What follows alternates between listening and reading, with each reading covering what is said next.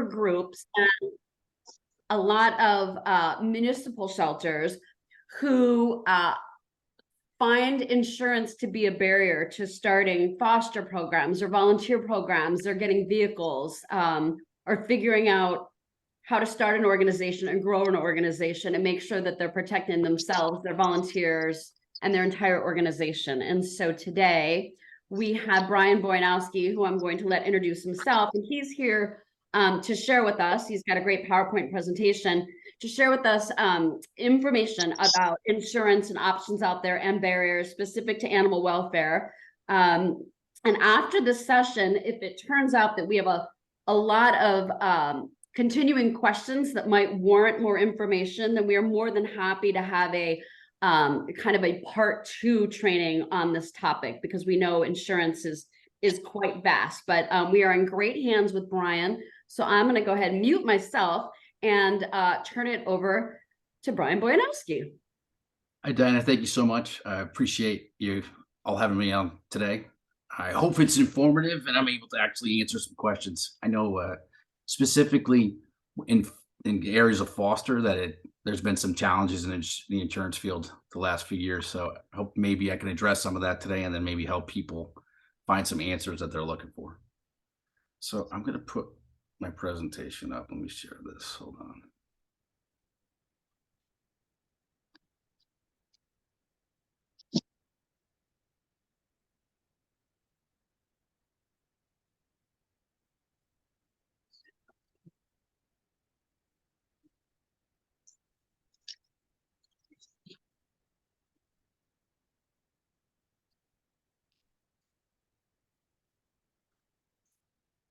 So there's introduction. So today's agenda, I'm going to tell you a little bit about what I do and who I work with and who I work for.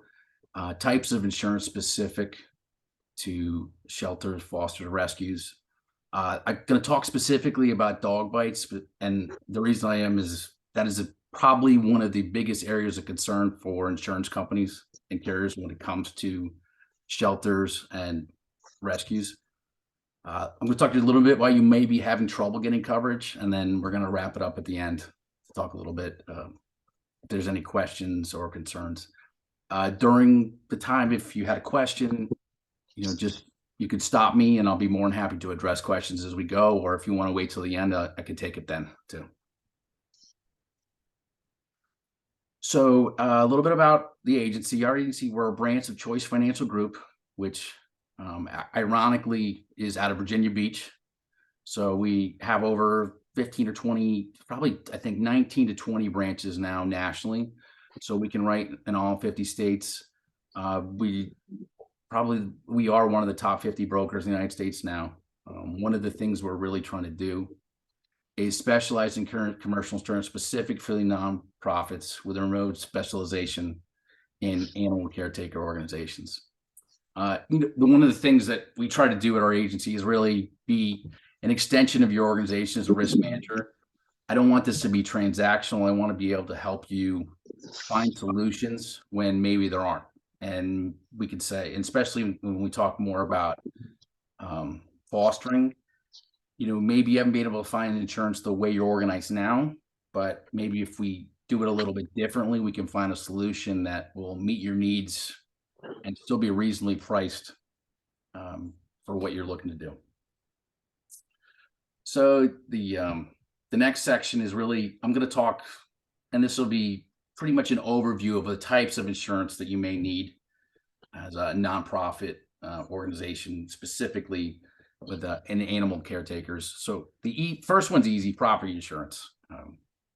It would cover your shelters, the buildings, furniture, anything specific to property that the nonprofit owns, or in many cases borrows. So let's say you rent a piece of equipment, that would be something we can include in property coverage.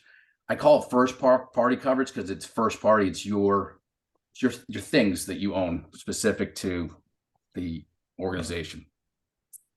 The second is general liability insurance, and this is more third party coverage. This is when something happens to not a volunteer or an employee of the organization, but someone outside the organization. I brought up dog bites before. That would be specific to this. And this is where general liability insurance comes in. It's third-party coverage. When something happens to someone outside of an organization that wants to put a claim against your nonprofit. Any questions? These are pretty simple, I know, and so bear with me. The third being professional liability. This is coverage for professional errors. It's normally has to do with professionals. So if you employed a veterinarian who makes an error during surgery, or a lot of times the veterinarian may help oversee the nonprofit, and for some reason there's considered an error in his professional practice, that would fall under professional liability. That doesn't always, it's not always something that is needed for every organization, because you may not actually employ or have them working with your organization, but it can be included. The next one's a big one. I think people kind of overlook this sometimes. Directors and officer insurance. This is big with nonprofits because it's about the board members and officers of the nonprofit.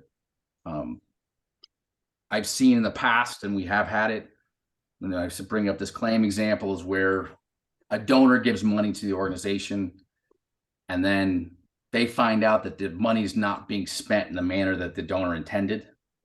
Even though you thought you spent it in the right place, they still may actually sue the directors and officers at that point, because they said, I donated this money for specifically for cats, and you allocated a part of it towards a dog rescue.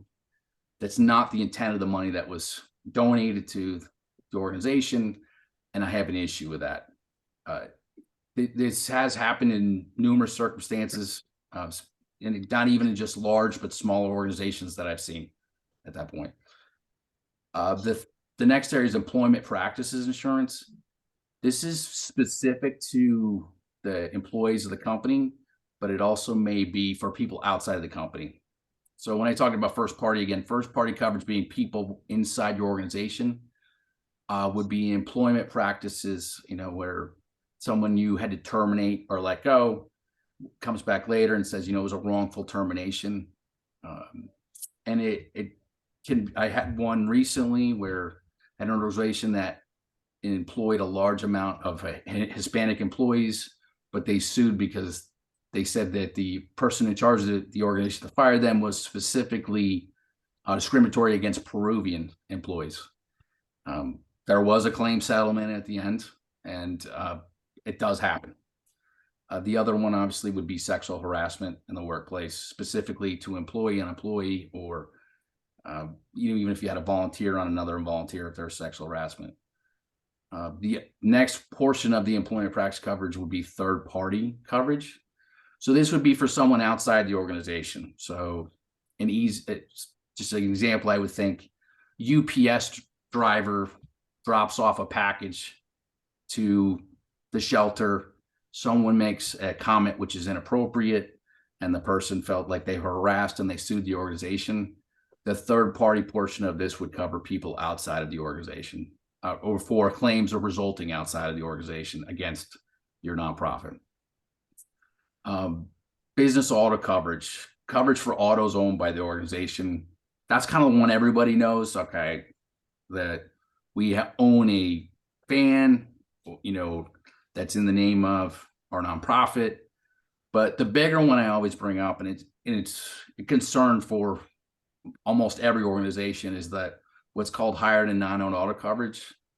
This would be specific for coverage for vehicles not owned by the organization. So your volunteers are driving to the bank and they get in an accident, or let's say they had to take a cat to the veterinarian and they were in an accident. It can result in a claim against your organization. So even though they were in their own personal auto, they were then resulting, because they know that, hey, I was specifically going to drop off this cat at the veterinarian, that they come back and it can actually have be a resulting claim against your organization and a nonprofit. It's also, that's a big issue specifically when we talk a little bit more about the foster segment. That's where a lot of insurance carriers are concerned that they don't have adequate visibility over who's driving cars and who gets in accidents. That's why sometimes it can be harder for your organization to find insurance for that area. Next would be cyber liability.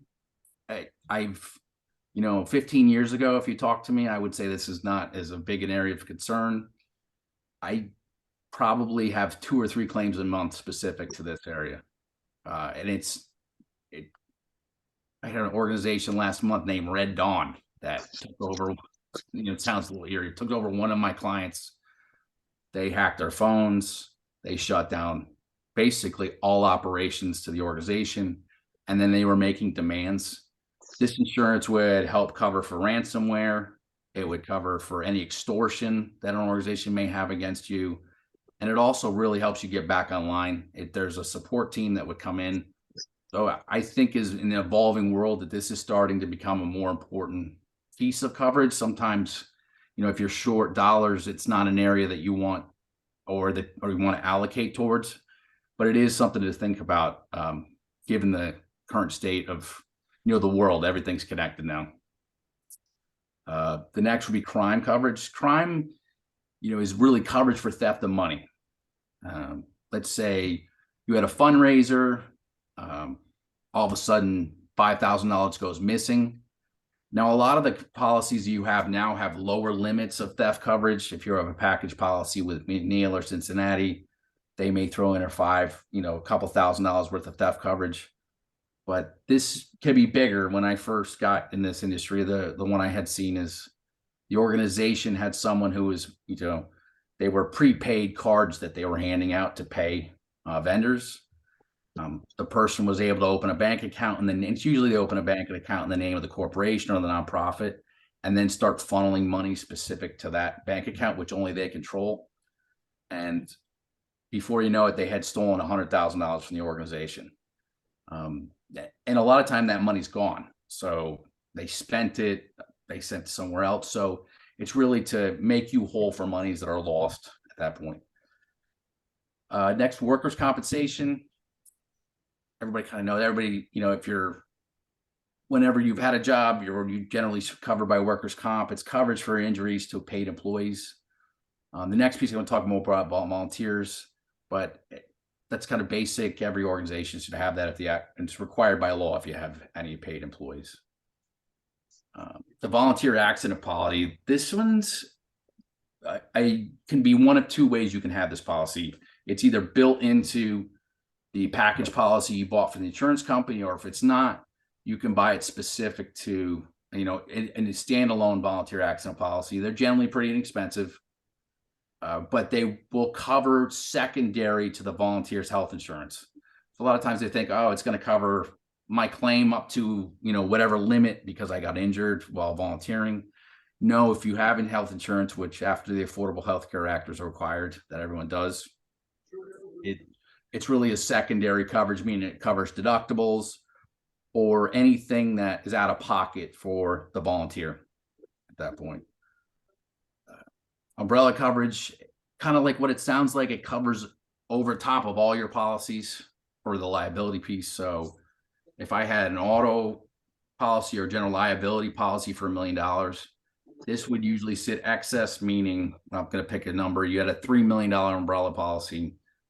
You had an incident. Someone sues you for $2.5 million. The first $1 million would be covered by the primary policy, which would be the general liability, possibly the business auto. And above that, that's when the umbrella coverage kicks in to cover the organization.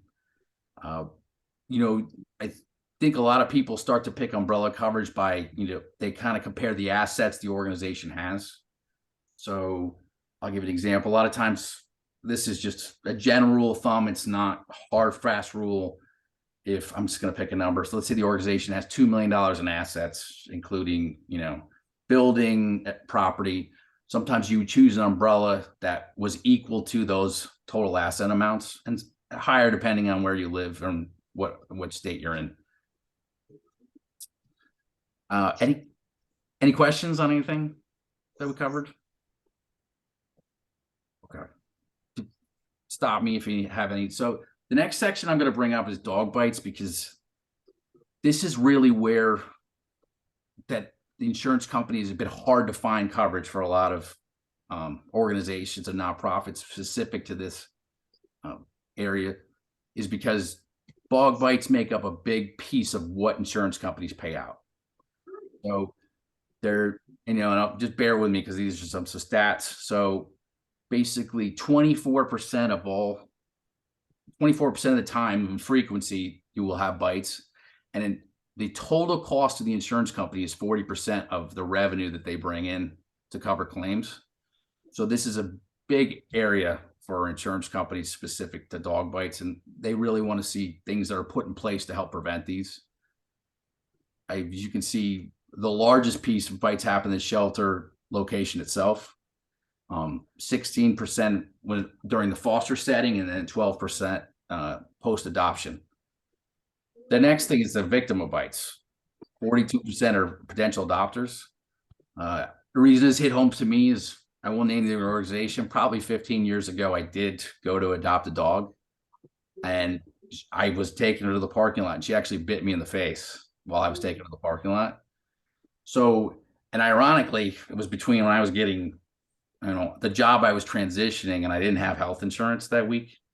So, I spoke to my wife about it. I said, listen, I get it. This organization is not they're really trying to help these dogs. So I just agreed to listen, if you could just pay the medical bills, which are a couple $100 for my, my stitches, and that would be it. Now, that's not to say that other people might take it more seriously, where the bite happened and they usually, and it may not be anything other than the fact that it was just a fluke incident where obviously the dog had a tough transition from when they were in the area of trauma, which I'll talk about in a little bit, to when they actually point of getting to an adoption. 37% happen obviously to volunteers, and then as you can see, the rest happen to other dogs and to employees at that point.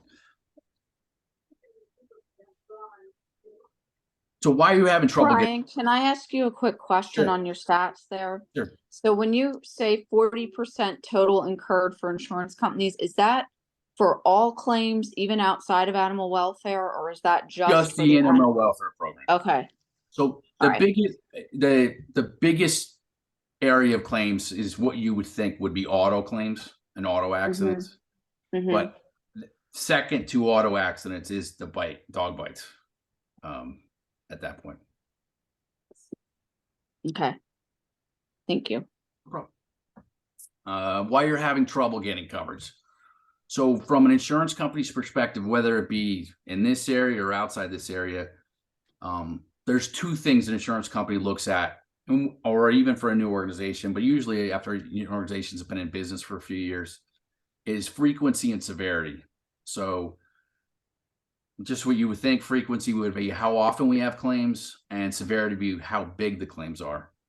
So the one thing I could say, I've seen times where, let's say it was severity was a couple $100,000 claim, but your frequency was very low. It happened once in 3 years.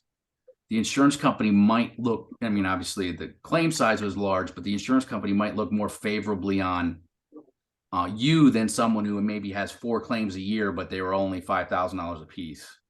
Because usually when they start to talk about frequency, they're thinking, okay, if it happens this frequently in your organization, when is the big claim going to come?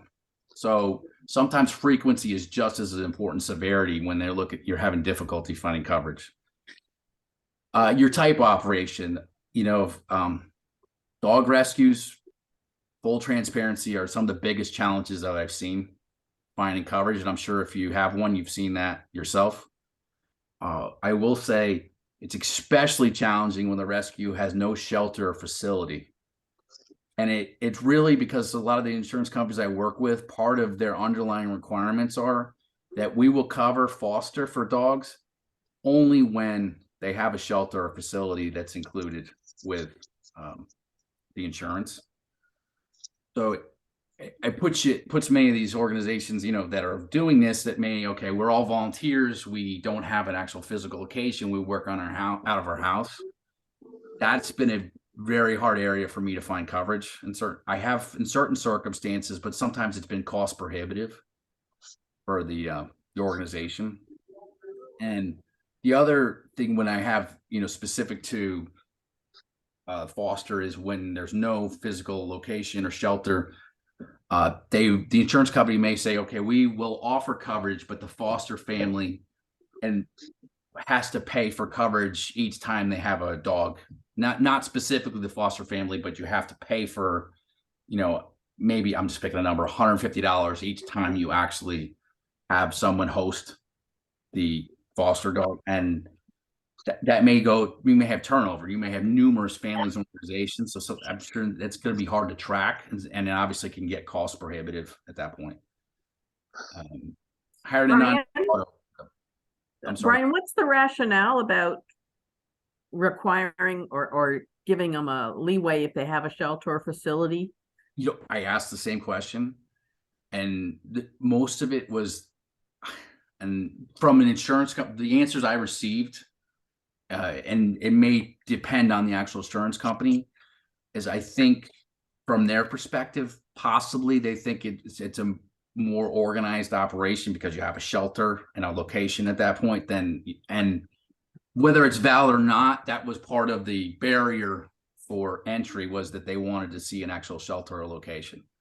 Now, with that, I will say I have small shelters in Pennsylvania that it's $2,500 a year for coverage, and they extend coverage to fostering dogs, but only because they actually have a shelter location at that point. The hired and non-owned auto is the one we talked about.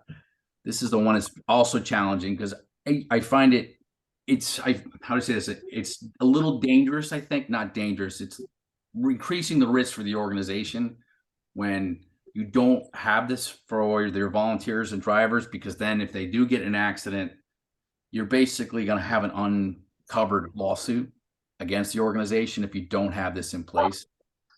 Now, the other important piece of that I think would be really talking to a lot of volunteers about, procedures and standing operating procedures in place because their own personal auto insurance is going to get affected. Because now you are going to have a claim against that person individually and the organization. And the volunteer needs to understand that you're not going to really be able to make them completely whole if they get in a car accident. Their own personal auto insurance is going to get involved. And sometimes that gets a little messy because they're obviously assuming I'm doing this through the organization. I just got in a car accident. You should fix this. And just the way the laws are written specific to this coverage is that they will have to put a claim against their own policy, and you may get a claim against the nonprofit at that point. Brian, where does a waiver come in specifically to that situation? A liability waiver that volunteers sign if they're driving their own vehicles. Can you address that at all? So, obviously I'm not this is also state specific, so I can talk to certain states and not to other. I think the waiver would not hurt. You have set rules in place for the volunteers and put waivers in place.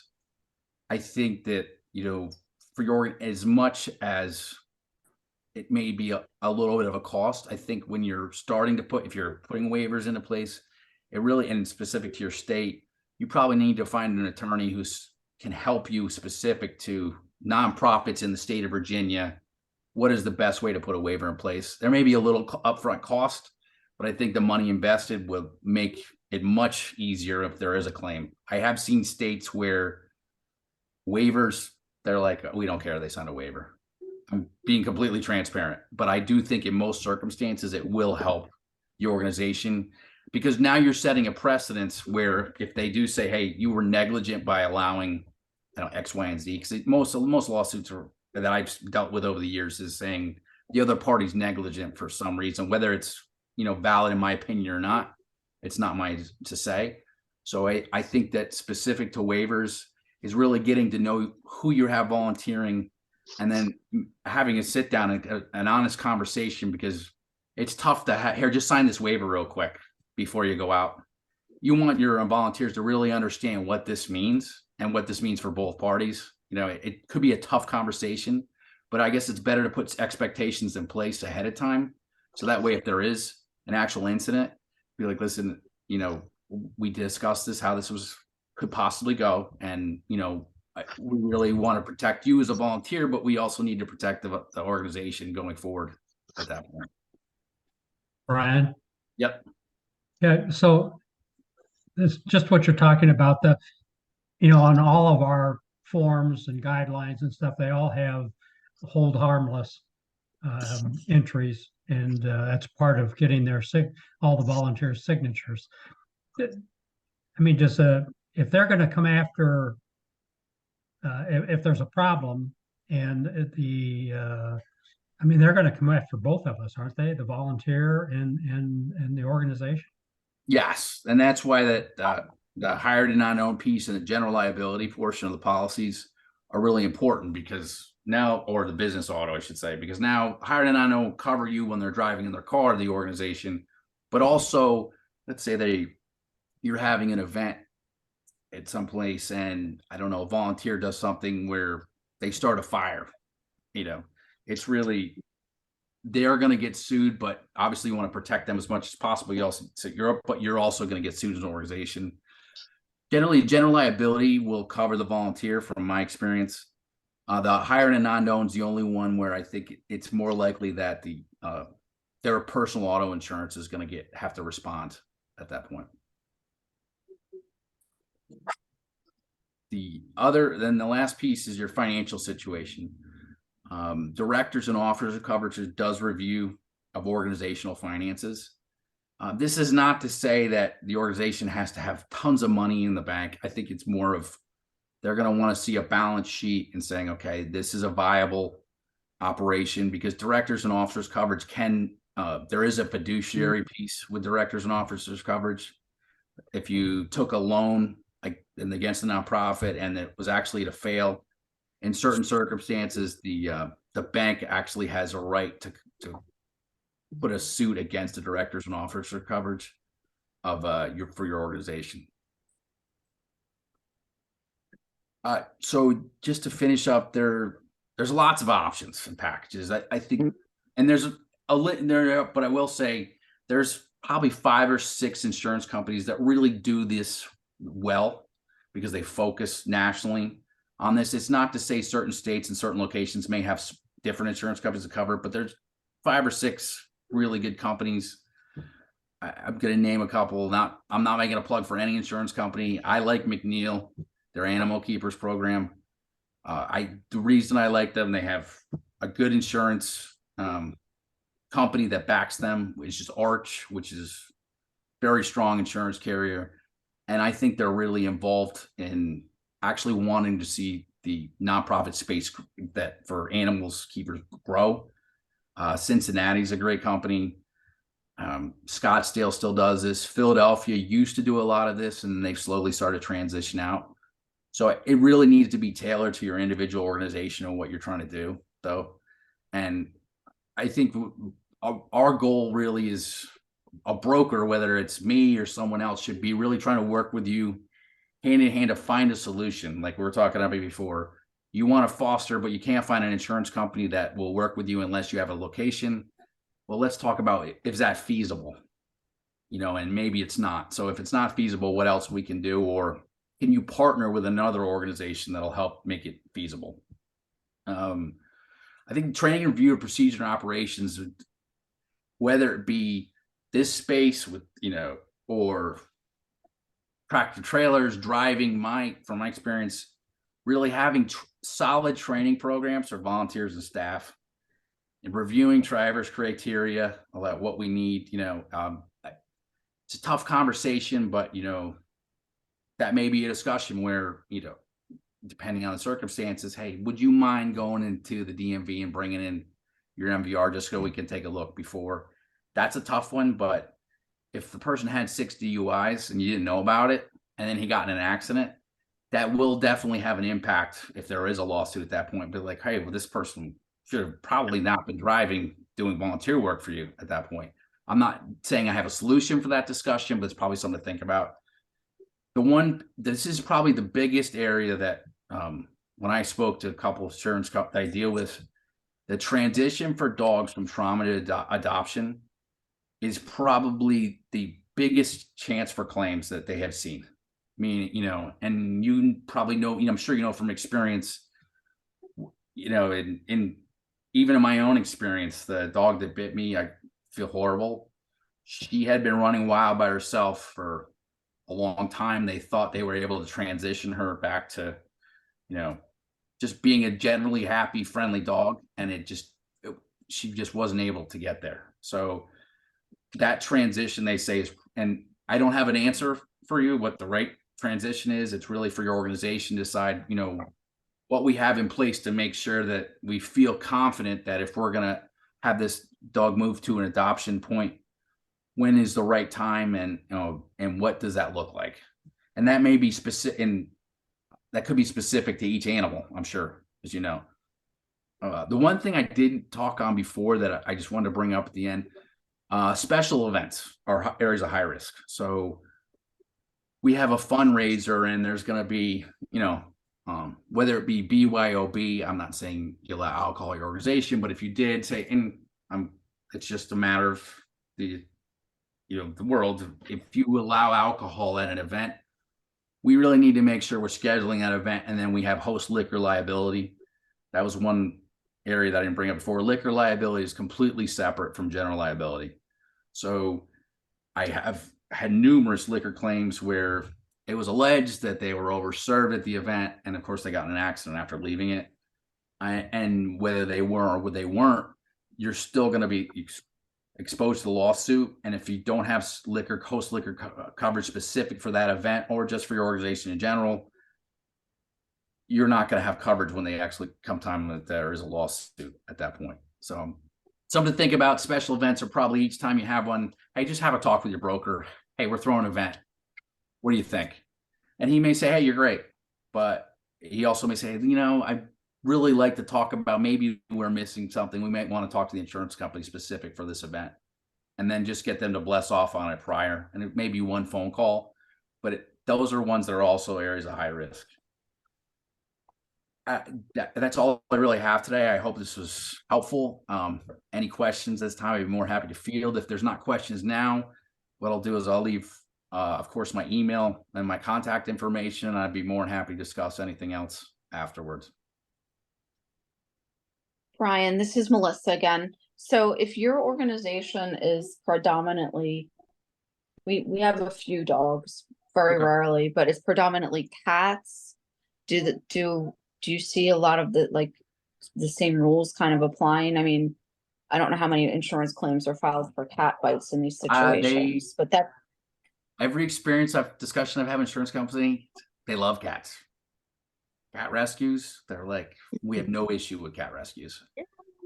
And I think, I'm not saying it's right or wrong, but they really, there's a lot of, I have feral cat operations in Florida that I insure, and I can't believe how inexpensive the insurance is, but cats are much easier than dogs.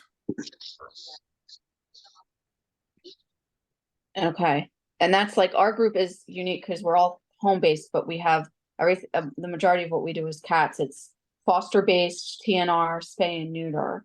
So, and I have AnimalKeepers application that I want to fill out, but So in that case, I have other carriers that actually do that, and they're really happy to insure for any type of cat foster. You don't need from my experience, this may change next week, but for now, the way things are, they're not really looking for, it's more of what you would want. And I know people want for dog fostering cats. They're really like, no problem. You work from home, you foster from home, you don't have an organization, they don't really have any issue with that. okay. Brian, Yeah, thank you.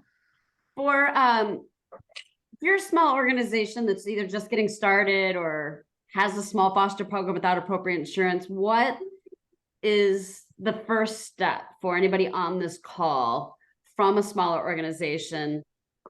What is the first step for them to get specific answers about their organization and what is suggested and what the costs are? What do they do? Do they reach out to you?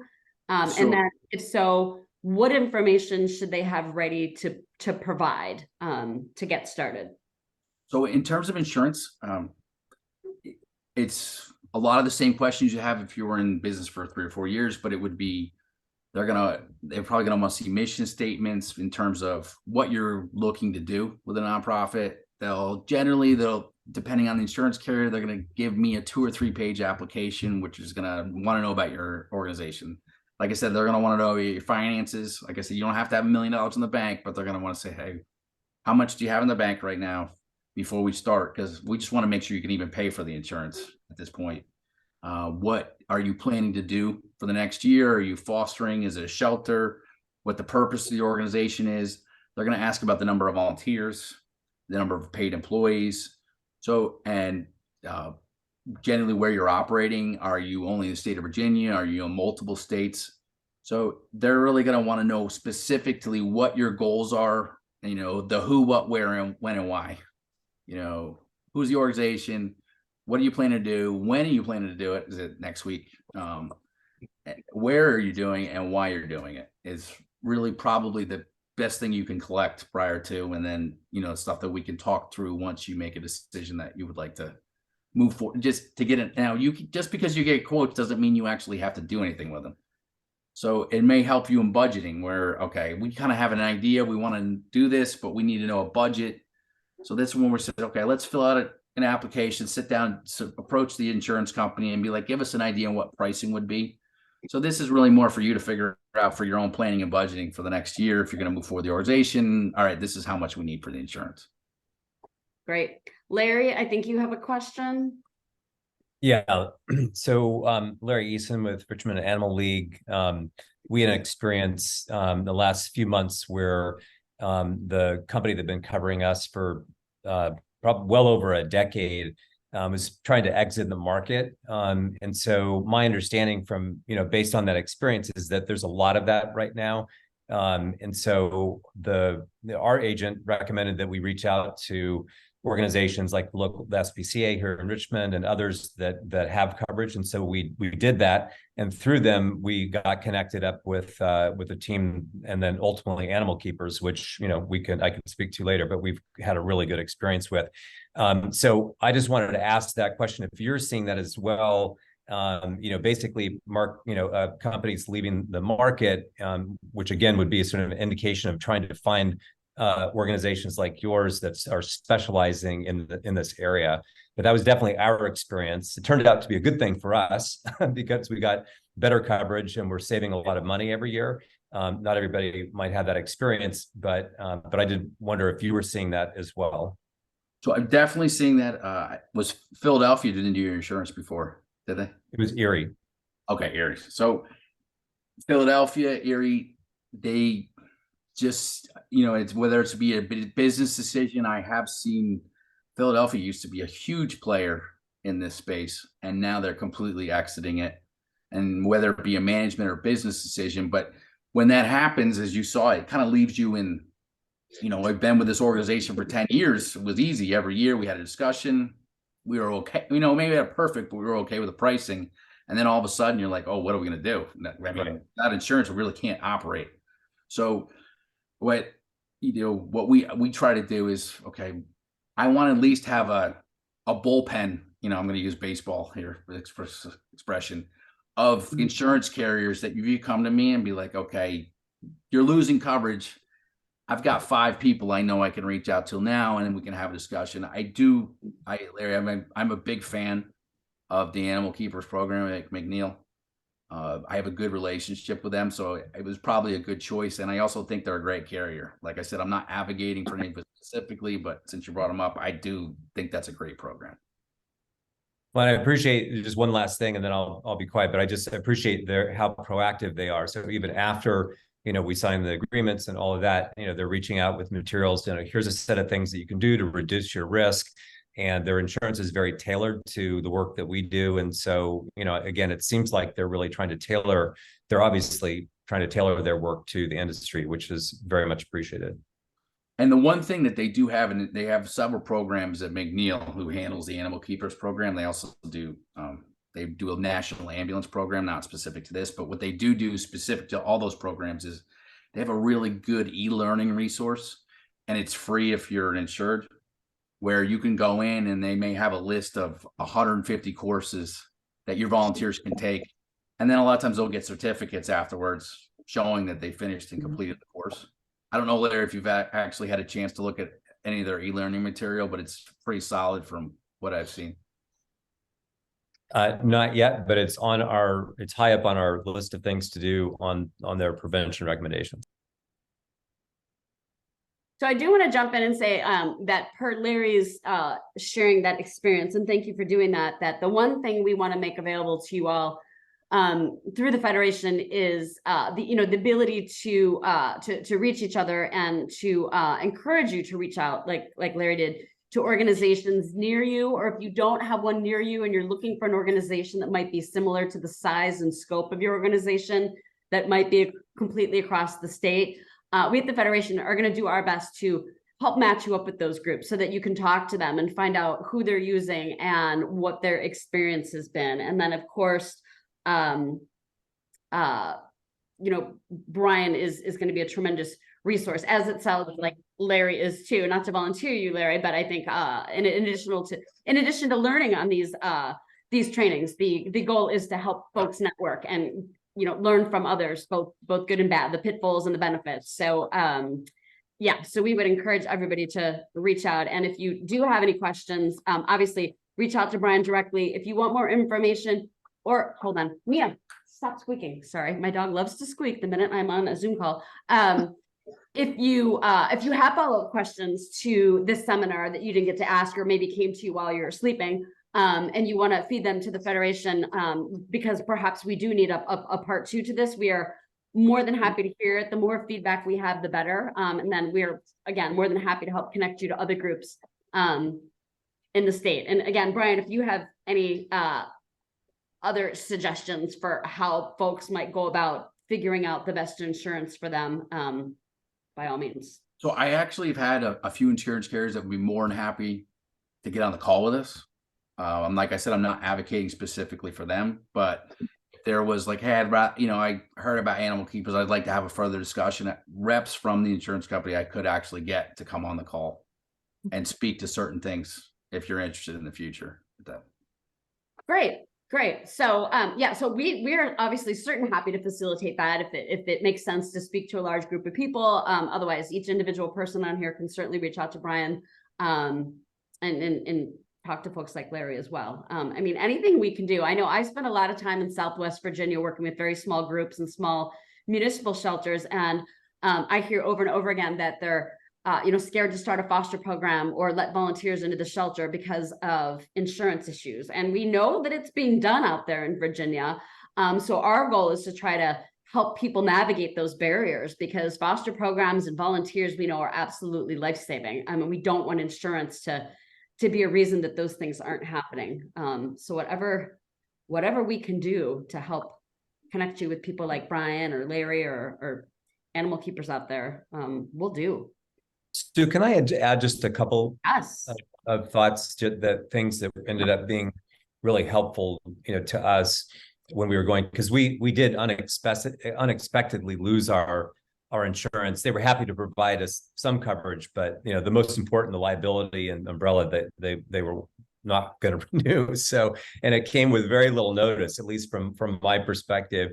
And some of the things that ended up being super helpful, and I'm new at RAL, I've only been here for a year and a half, so I've benefited from the good work of other people here. So just want to make that clear. But record keeping was really, really important, like as it related to the specific bite experience or the incidents, very minimal that we had, but it was really important for us to have that record keeping and to be able to find that everything that we were doing that was proactive and sort of preventative, having that document. It's not enough to just say we do all these really good practices, but having documentation of that, having the protocols and all that was extremely helpful. And then again, because we know the industry, if you're not working with a company like Animal Keepers that's really focused on the industry, then it's probably worthwhile to even start having these conversations in advance, because there are so many of the insurers that are fleeing the marketplace. So that we didn't do, and so this came as a surprise, and we kind of were caught unawares. But it was really helpful to have the record keeping. And then, these conversations with the staff, and just, a lot of people, who've never dealt with being in a bad situation and really needing insurance, don't appreciate how important and vital it is, which is understandable. But those conversations are really important. And so, I always emphasize that I'm probably just preaching to the choir here, but, here, the organization's been around for 44 years, and that's 44 years of blood, sweat, and tears building something that's really making a difference. And to have all that incredible work be erased by a bad accident where we didn't vet the driver or whatever. And, those things, however unlikely, they do happen. And just having those conversations with people and sort of putting in context the importance of insurance, I think helps to then ease into things like, no, you really have to follow up with every volunteer who's driving, a RAL van or whatever. So again, don't want to go on and on. And I did put my email in the thing so people can reach out to me if I can be of help. Awesome. And that actually could point, I think, Larry, your points are so well made. And that actually could point to perhaps another Zoom training we do, which is all HR, because that is all HR. The trainings, the manuals, the fear tactics to make sure that people are doing what they need to be doing. But HR in general, and then HR as it relates to risk management and insurance. So I think you pointed out something that we might want to do in the near future. Does anybody have any questions, comments they want to say right now? I had a question. We Yeah. actually are in this position now. We just lost our insurance and we've been trying to get coverage again. How much time should we expect it to take to actually get somebody, assuming they have somebody willing to insure an animal welfare group? How much time should we expect it to take for their underwriters to review our paperwork and get back to us and give us a quote?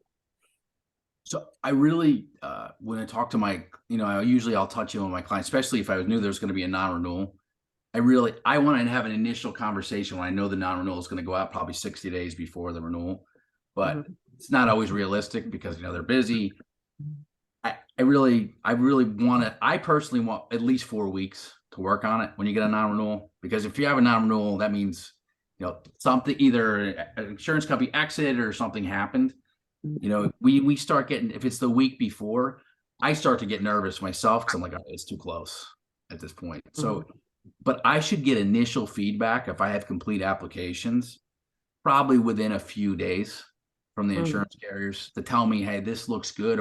And I'm not saying they can release a quote yet, but at least get some initial feedback. We reviewed this and I think this is something we can consider, or I'll send it to my, the underwriting team and it's not always priority either, because depending on how busy they are, you may see where, okay, they're working on next week's renewals. I know this is coming up in 4 weeks. I got to get through what's going to happen, just like all of us, our normal work lives. But I should have some feedback at most within a week from when I submit to whether this looks good or this is something we need to further pursue at that point.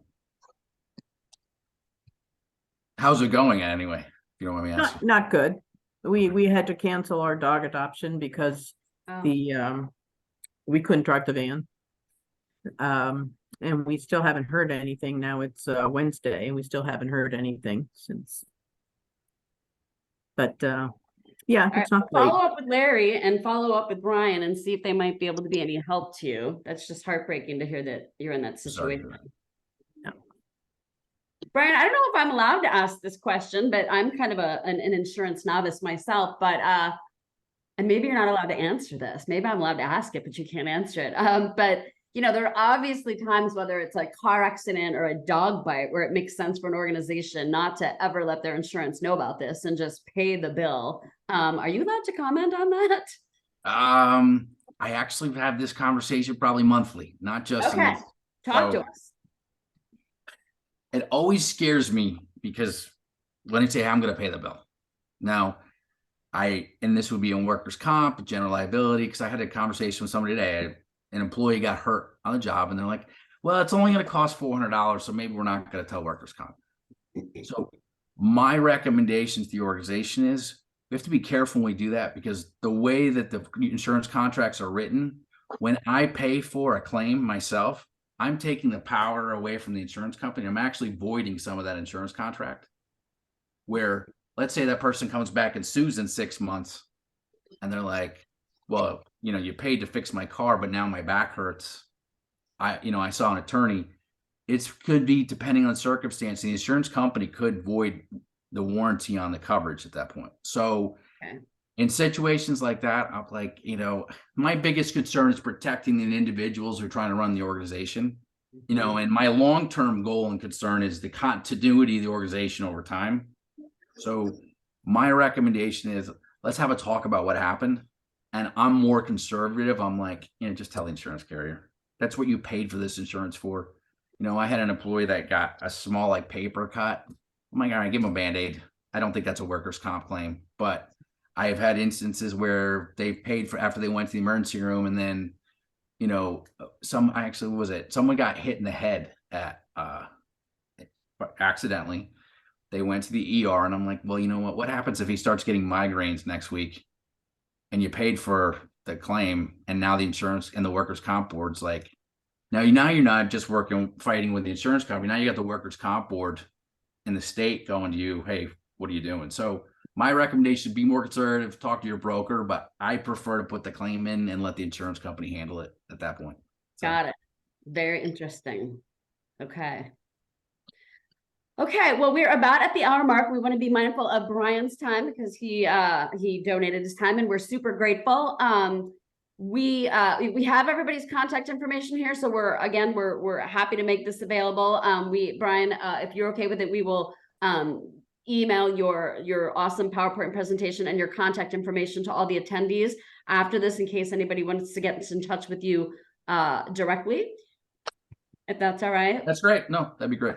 Okay, well, this was very helpful. Again, if anybody has more questions or sees a part 2 presentation out of this, perhaps Brian getting us on the phone with Animal Keepers to ask some specific questions, or if anybody has any other experience, whether positive or negative, around insurance that you could share with us so that we can help others. Again, the Federation's goal in all this is just to really help eliminate barriers, but also, as Brian said, make sure that, our awesome animal welfare individuals, organizations, rescue shelters are out there protecting themselves, because if we're not around, then we know who suffers. And we all work way too hard, as Brian said, to have one catastrophic incident that happens and takes us all down. So Brian, thank you so very much for giving us your time. We will absolutely be in touch.